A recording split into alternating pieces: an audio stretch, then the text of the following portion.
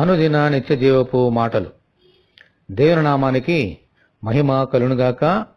దేవుని వాక్యాన్ని చదువుకుందాము.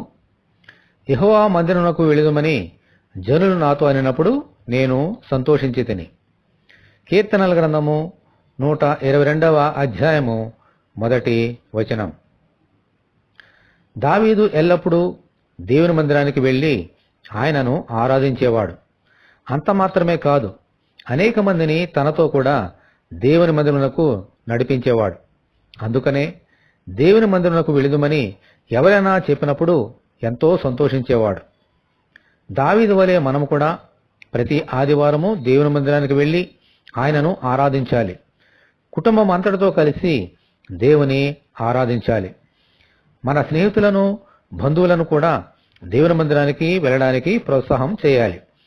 ఇటువంటి కృప ప్రభువు మనకు దయచేయనట్లుగా ప్రార్థన చేసుకుందాము.